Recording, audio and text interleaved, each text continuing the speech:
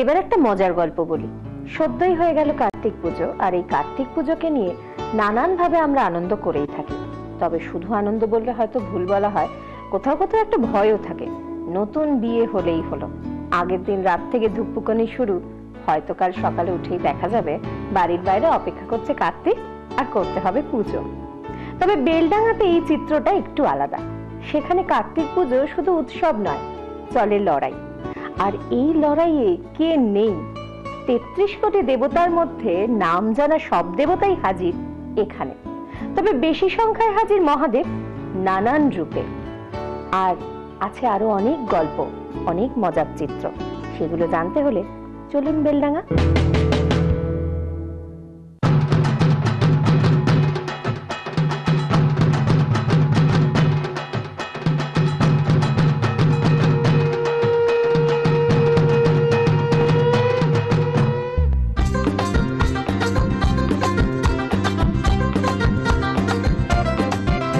বাংলার উৎসবগুলোর মধ্যে কার্তিক পুজো এখন এক বড় উৎসব।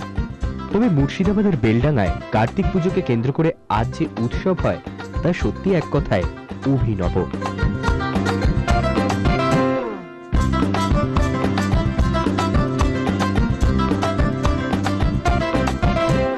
আজ থেকে প্রায় ২৫০ বছর আগে এই অঞ্চলে শিবের পুজো শুরু হয়। একসময় এখানে গভীর জঙ্গলে গরু মোষ চড়াতে নিয়ে আসা হতো। তখন এখানে জঙ্গল ছিল, গরুরা মানে ঘোষেরা গরু চড়াতে নিয়ে আসতো। গরু মোষ বাথান বলে, যে এই অক্টোবরের পর থেকে ফাল্গুন চৈত মাসে যখন ঘাস কমে যায় নানা জায়গায়, তখন ওরা ওই গরু চড়ানোর জন্য বাথান করে। ওই ১০০০, ১৫০০ কি ৫০০ রকম গরু মোষ নিয়ে ওরা লালন পালন করতো।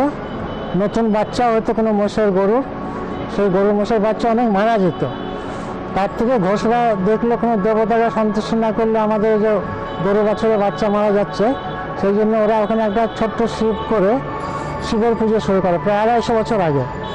সেই শিবের পুজো সে ২৫০ বছর ধরে হয়ে আসছে ওই বাথানগড়ের শিব। এভাবেই শুরু হয় শিবের উপাসনা, তারপর উপাসনা থেকে উৎসব, আর উৎসব থেকে লড়াই।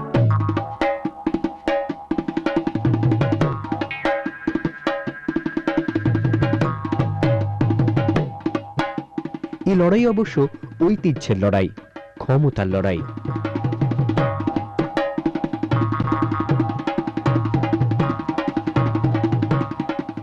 প্রত্যেক বছর কার্তিক পুজোর পরের দিন শুরু হয় বিরাট শোভাযাত্রা। এই শোভাযাত্রায় থাকে প্রায় সব দেবদেবী, তবে সবার প্রথমে থাকে বুড়ো শিব। এই ধরনের শিব আগে কোথাও দেখা গেছে বলে জানা যায় না।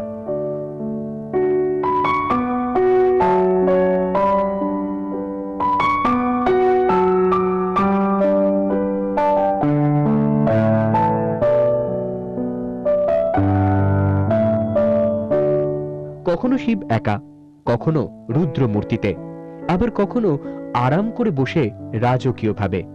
আর শোভাযাত্রায় যাচ্ছেন সেই ভক্তদের কাঁধে চেপে।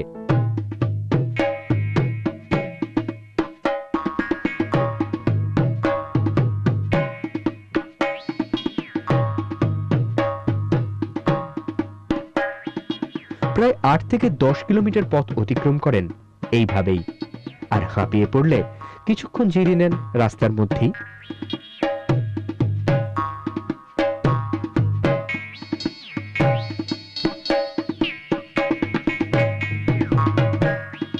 এই বিশাল পরিক্রমা চলে প্রায় সারা দিন ধরেই। শিব ছাড়াও থাকে কার্তিক, হনুমান, কৃষ্ণ, গণেশ, রামকৃষ্ণ, লোকনাথ সহ বহু দেবদেবী। আগে এইসব মূর্তিগুলির উচ্চতা প্রায় ৩০ ফুট করা হতো, কিন্তু বর্তমানে প্রতিমার উচ্চতা ছোট করা হয়েছে।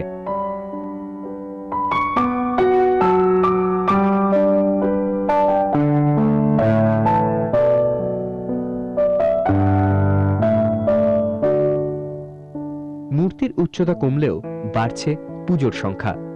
এই পুজোর প্রধান আকর্ষণ হলো শিব আর কার্তিকের লড়াই, এগিয়ে যাওয়ার লড়াই। শোভাযাত্রায় কার্তিক লড়াই বলে এই কারণে যে কার্তিক আর শিব মুখোমুখি দাঁড়িয়ে নিয়ে যাচ্ছে আর কি পাশাপাশি, তখন একটা উন্মাদনা যারা নিয়ে যায় কাঁধে করে, তাদের মধ্যে উন্মাদনা আসে এবং একটা লড়াই ভাব থাকে। এই শোভাযাত্রায় প্রধান আকর্ষণের বিরাট আকারের মূর্তি হলেও তার সঙ্গে থাকে ঢাকের বাদ্যি, বহুরূপী আর অসংখ্য মানুষের ভিড়।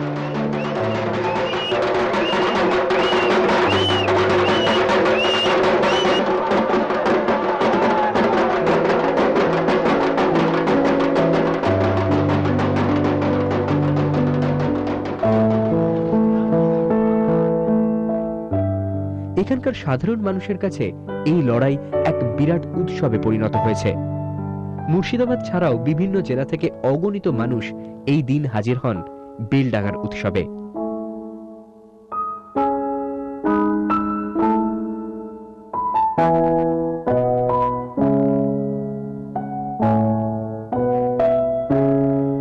শান্তিপুরে রাস, চন্দননগরে জগদ্ধাত্রী পুজোর মতো বেলডাঙ্গার এই উৎসব আজ বিখ্যাত হয়ে উঠেছে। তবে এই লড়াইয়ে কে জেতে তা জানা না গেলেও আনন্দ পায় এলাকার মানুষ থেকে ভিন রাজ্যের দর্শকরাও।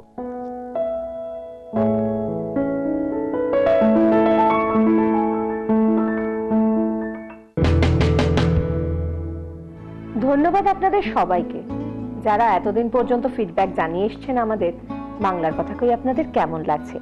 সেই সাথে ধন্যবাদ দেব স্বরূপ অধিকারী মহাশয়কে। মুর্শিদাবাদ থেকে আপনি জানিয়েছেন অনুষ্ঠান আপনার ভালো লাগছে এবং সেই সাথে আমাদের জন্য পাঠিয়েছেন একটা অজানা বাংলার খোঁজ। নিশ্চয়ই কোনো একদিন মনের এইখান থেকে আপনি দেখতে পাবেন আপনার সেই অচেনা অজানা বাংলাকে।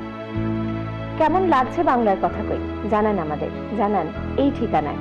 ফোনও করতে পারেন বা মেল, আর তার জন্য ঠিকানা, ফোন নাম্বার আর মেল আইডিটা নিয়ে নিন। বাংলার কথা কই, care of Manthan broadband services private limited, 6 নম্বর Ganeshchandra avenue, Bengal chemical building, দ্বিতীয় তল, কলকাতা 13। ফোন 9836047100। Email montelevision@monthanbroadband.com। বাংলার কথা কই আগে পর্যন্ত দেখা হচ্ছে আবারও সামনের দিন একই সময়। ততক্ষণ সকলে ভালো থাকবেন, সুস্থ থাকবেন।